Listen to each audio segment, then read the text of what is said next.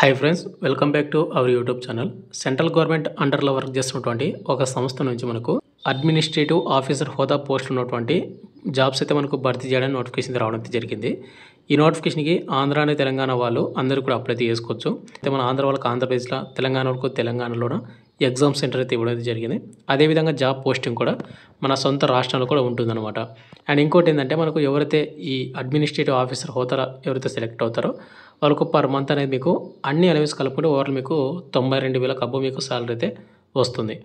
And ఇప్పుడు వీడియోలో వచ్చేసి ఎన్ని పోస్టులు భర్తీ చేస్తున్నారో, క్వాలిఫికేషన్ ఏంటి, సెలక్షన్ ప్రాసెస్ ఏ విధంగా ఉంటుంది, ప్రతిదీ మీకు పిన్ టు పిన్ అయితే ఎక్స్ప్లెయిన్ చేస్తాను. వీడియో చూస్తున్నట్టు ప్రతి ఒక్కరు నా రిక్వెస్ట్ ఏంటంటే వీడియోని ఎండ్ వరకు చూడండి. అండ్ చాలామంది వీడియోస్ని చూస్తున్నారు కానీ లైక్ చేసుకొని వెళ్ళిపోతున్నారు. మీరు ఒక లైక్ చేసి మన ఛానల్ కొద్దిగా బూస్టప్ అయితే ఉంటుంది. అండ్ ఇటువంటి జనరల్ అప్డేట్స్ కూడా కావాలంటే కూడా మన ఛానల్ని సబ్స్క్రైబ్ చేసుకొని పక్కన బెల్ ఐకాన్ అయితే యాక్టివేషన్ అయితే పెట్టుకోండి బ్రదర్.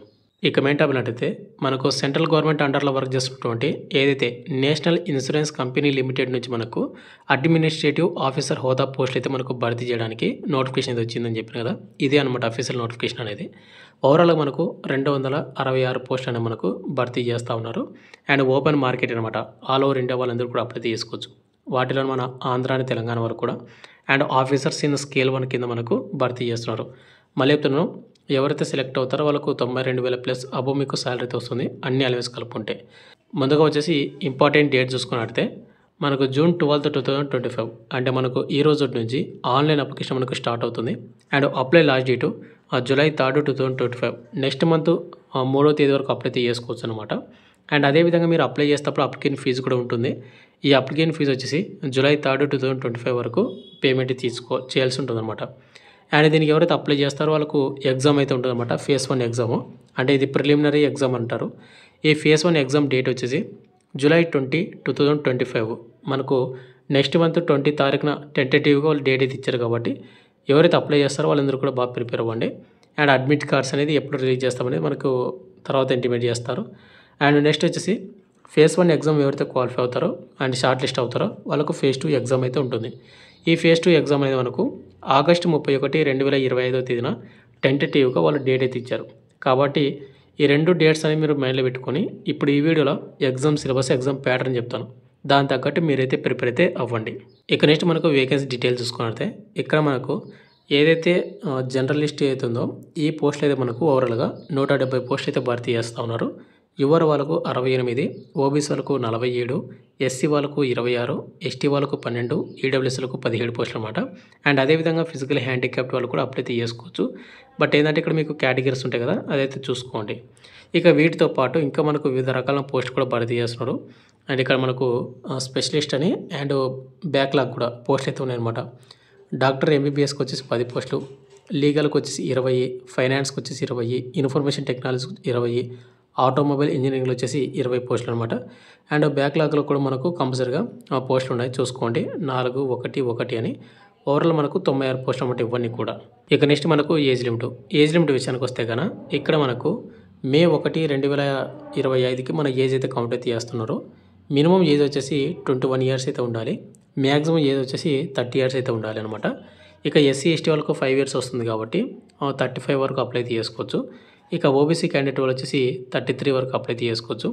ఇక ఫిజికల్ హ్యాండిక్యాప్ట్ వాళ్ళు కూడా అప్లై చేసుకోవాల్సి ఉంటుంది కాబట్టి వాళ్ళు 40 సంవత్సరాల వరకు అప్లై చేసుకోవచ్చు. బట్ ఏంటంటే మీకు కంపల్సరీగా క్వాలిఫికేషన్ అయితే ఉండాలి.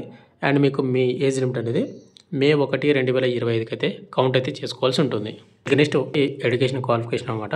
ఇక్కడ మనకు May 1, 2025కి మీకు ఎడ్యుకేషన్ క్వాలిఫికేషన్ అయితే ఉండాల్సి ఉంటుంది. ఇక్కడ చాలా రకాల క్వాలిఫికేషన్ అయితే ఇచ్చాడు. బట్ మనకు కావాల్సిన క్వాలిఫికేషన్ వచ్చేసి ఏంటంటే మనం అప్లై చేసిన పోస్ట్కి జర్నలిస్ట్ ఆఫీసర్స్ ఏవైతే ఉన్నాయో ఈ పోస్ట్కి అనమాట. ఎక్కువ పోస్ట్ ఉండేది కూడా దీనికే కాబట్టి ఇక్కడ ఎవరైతే గ్రాడ్యుయేట్ కానీ, ఎవరైతే పీజీ పోస్ట్ గ్రాడ్యుయేట్ కానీ ఎనీ స్ట్రీమ్ అనమాట ఎవరైతే చేసి ఉంటారో వాళ్ళందరూ కూడా అప్లై చేసుకోవచ్చు. బట్ ఏంటంటే మీకు కంపల్సరీగా 60% మీకు మార్కులు అయితే వచ్చి ఉండాలి. ఒకవేళ ఎస్సీ ఎస్టీ క్యాండిడేట్ వాళ్ళు ఎవరుతున్నారో వాళ్ళకు 55% మీకు మార్కులు వచ్చినా కూడా గ్రాడ్యుయేట్లు కానీ పోస్ట్ గ్రాడ్యుయేట్లు కానీ ఉన్న వాళ్ళు అప్లై చేసుకోవచ్చు. ఇక వీటితో పాటు ఇంకా వేరే పోస్టులు కూడా భర్తీ చేస్తున్నాం కాబట్టి ఇక్కడ మనకు ఆటోమొబైల్ ఇంజనీరింగ్లో బీఈ కానీ, బీటెక్ కానీ, ఎంఈ కానీ, ఎంటెక్ కానీ ఆటోమొబైల్ ఇంజనీరింగ్లో చేసిన వాళ్ళు అప్లై చేసుకోవచ్చు. లేదంటే కనుక ఎనీ బ్రాంచ్ ఇంజనీరింగ్లోన మనకు డిప్లొమా అయితే చేసి ఉండాలన్నమాట. అది కూడా ఆటోమొబైల్ ఇంజనీరింగ్లో మీరు డిప్లొమా చేసిన వాళ్ళు అప్లై చేసుకోవచ్చు. ఇక అదేవిధంగా ఇన్ఫర్మేషన్ టెక్నాలజీస్ కూడా మనకు బీఈ కానీ బీటెక్ కానీ ఎంఈ కానీ ఎంటెక్ కానీ కంప్యూటర్ సైన్స్ కానీ లేదంటే ఇన్ఫర్మేషన్ టెక్నాలజీలు కానీ ఎంసీఏ కానీ వీటిలోనే ఏదైతే చేసి ఉంటారో అది కూడా 60% మీకు మార్కులతో వచ్చి ఉంటుందో వాళ్ళు అప్లై చేసుకోవచ్చని ఇక్కడ వాళ్ళు మెన్షన్ చేశారు. అండ్ కింద వచ్చి ఇంకో నెక్స్ట్ వచ్చి మనకు ఫైనాన్స్కి వచ్చేసి చార్టెడ్ అకౌంట్ ఎవరైతే చేసి ఉంటారో లేదంటే కాస్ట్ అకౌంటెంట్ ఎవరైతే చేసి ఉంటారో వాళ్ళు అప్లై చేసుకోవచ్చు.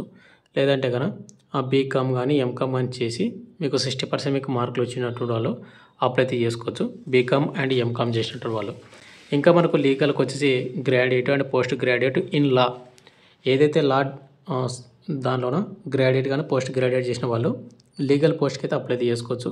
ఇక ఎంబీబీఏ పోస్ట్కి వచ్చేసి మనకు కంపల్సరీగా ఎంబీబీఎస్ అయితే చేసి ఉండాలి, వాళ్ళు చేసిన వాళ్ళు మాత్రం అప్లై చేసుకోవాల్సి ఉంటుంది. ఇక్కడ మీకు చాలా రకాల పోస్టులకి చాలా రకాల క్వాలిఫికేషన్లు ఉన్నాయి.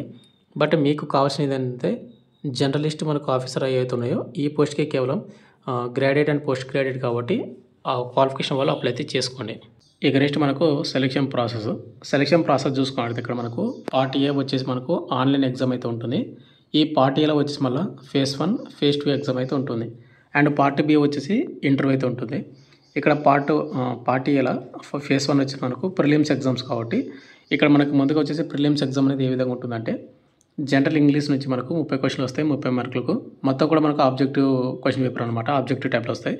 అండ్ సెక్షన్ టైమింగ్ అయితే ఉంటుంది. ఆ సెక్షన్ టైమింగ్ అంటే ఇప్పుడు ఇంగ్లీష్ సబ్జెక్ట్ ఉంది కదా, ఇంగ్లీష్ నుంచి 30 క్వశ్చన్లు వస్తే 30 మార్కులకు, బట్ 20 నిమిషాలు మాత్రం కంప్లీట్ చేసుకోవాల్సి ఉంటుంది ఈ క్వశ్చన్స్ అన్నీ కూడా. తర్వాత మీకు రీజనింగ్ ఎబిలిటీ నుంచి మనకు క్వశ్చన్లు అయితే వస్తాయి. 35 క్వశ్చన్లు వస్తే 35 మార్కులకు, 20 నిమిషాలు టైమింగ్. అండ్ పక్కన మీకు ఇంగ్లీష్ కానీ హిందీ లాంగ్వేజ్లో కానీ ఎగ్జామ్ అయితే రాయాల్సి ఉంటుంది. అండ్ క్వాంటిటివ్ యాప్ట్ నుంచి 35 క్వశ్చన్లు వస్తే 35 మార్కులకు, 20 నిమిషాలు మనకు సెక్షన్ టైమింగ్ అయితే ఉంటుంది. ఓవరాల్గా 100 క్వశ్చన్లు వస్తే 100 మార్కులకు క్వశ్చన్ పేపర్ అయితే ఉంటుందన్నమాట. ఇది మనకు ప్రిలిమినరీ ఎగ్జామ్ అనమాట, ప్రిలిమ్స్ అనమాట ఇది. ఈ ప్రిలిమ్స్ అయిపోయిన తర్వాత మనకు మెయిన్ ఎగ్జామ్కి అయితే పిలవడం అయితే జరుగుతుంది, అంటే షార్ట్ లిస్ట్ చేసి. ఈ మెయిన్ ఎగ్జామ్ అనేది మనకు ఓవరాల్గా 250 క్వశ్చన్లు వస్తే 250 మార్కులకు క్వశ్చన్ పేపర్ అయితే ఉంటుంది. అండ్ తర్వాత మనకు డిస్క్రిప్టివ్ టెస్ట్ కూడా ఉంటుందన్నమాట.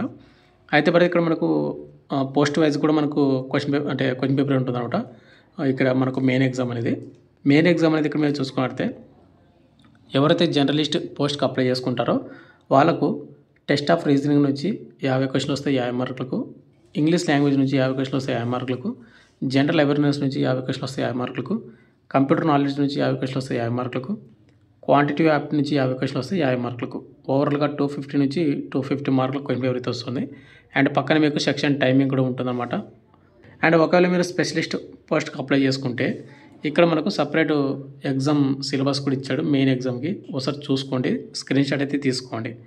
ఇక తర్వాత మనకు డిస్క్రిప్టివ్ టెస్ట్ అయితే ఉంటుందన్నమాట. ఈ డిస్క్రిప్టివ్ టెస్ట్ అనేది మనకు 30 మినిట్స్ అయితే ఉంటుంది.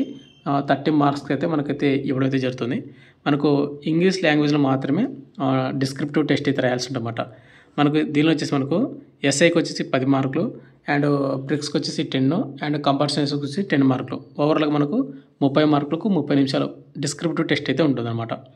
ఇది అయిపోయిన తర్వాత మనకు పార్ట్ బి వచ్చేసి మనకు ఇంటర్వ్యూ అయితే ఉంటుంది. ఇంటర్వ్యూలో మనకు అన్ని కూడా క్వశ్చన్స్ అడుగుతారు. అండ్ అదే ఇంటర్వ్యూలో మనకు డాక్యుమెంట్ వెరిఫికేషన్ కూడా ఉంటుంది. అండ్ డాక్యుమెంట్ వెరిఫికేషన్ అయిపోయిన తర్వాత మనకు ఫైనల్ మెరిట్ లిస్ట్ అయితే ఉంటుంది.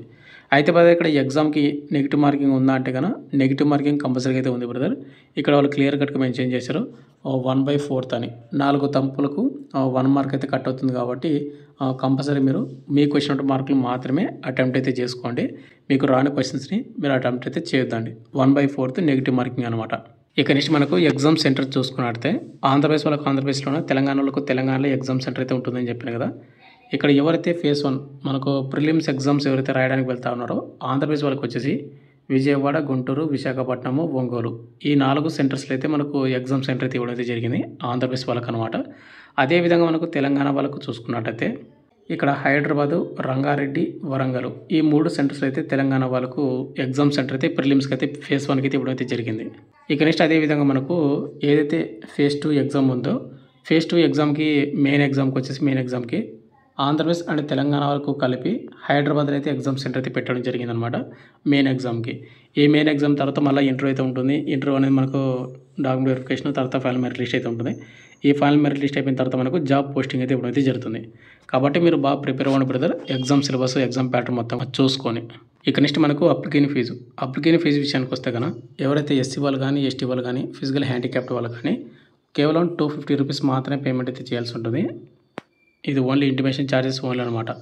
అదేవిధంగా అదర్ క్యాండిడేట్ వాళ్ళు ఎవరుతున్నారో జనరల్, ఈడబ్ల్యూఎస్, ఓబీసీ క్యాండిడేట్ వాళ్ళు ఎవరుతున్నారో వాళ్ళు కంపల్సరీగా 1000 రూపీస్ మీరు పేమెంట్ అయితే చేయాల్సి ఉంటుందన్నమాట. ఇన్క్లూడింగ్ జీఎస్టీ కలుపుకొని మనకు 1000 రూపాయలు. ఒకటే ఇక్కడ మనకు అప్లికేషన్ ఫీజు అనేది కొద్దిగా ఎక్కువైతే ఉంది. బట్ మీకు అందరికి ఒకటి చెప్తున్నాను, మాకు జాబ్ కావాలి, అది కూడా దాని తగ్గట్టు ఇప్పుడు ఈ నోటిఫికేషన్లు ఏవైతే పోస్టులు ఉన్నాయో వాటి గురించి మీకు కొద్దిగా నాలెడ్జ్ ఉండి దాంట్లో మీకు జాబ్ రావాలి అని ఎవరైతే అనుకుంటుంటారో, సిన్సియర్గా ప్రిపేర్ అవుతాను అనుకుంటారో వాళ్ళు మాత్రం అప్లై చేసుకోండి, అప్లికేషన్ ఫీజు చేసుకొని. లేదు ఏదో జాబ్ నోటిఫికేషన్ వచ్చింది కదా అప్లై చేద్దాము, ట్రై చేద్దాము అంటే కానీ అటువంటి వాళ్ళు అప్లై చేయకపోవడమే బెటర్ అనేది నా ఒపీనియన్ అనమాట. ఇక ఫైనల్గా వచ్చేసింది బ్రదర్, మనకు సెంట్రల్ గవర్నమెంట్ అండర్లో వర్క్ చేస్తున్నటువంటి నేషనల్ ఇన్సూరెన్స్ కంపెనీ లిమిటెడ్ నుంచి మనకు ఏవైతే అడ్మినిస్ట్రేటివ్ ఆఫీసర్ హోదా పోస్టులు భర్తీ చేస్తున్నారు కాబట్టి మీకు కంప్లీట్ డీటెయిల్ చెప్పాను అనుకుంటున్నాను. జూలై 3, 2025 లాస్ట్ డేట్ కాబట్టి ఎవరికైతే qualification and age limit and very interest ఎవరికైతే ఉంటుందో వాళ్ళు అప్లై చేసుకొని ప్రిపేర్ అవ్వండి. అండ్ మీరు అప్లై చేసిన వెబ్సైట్ లింక్ కింద డిస్క్రిప్షన్ ఇస్తాను, ఆ లింక్ క్లిక్ చేసుకుని అప్లై అయితే చేసుకోండి. Thank you.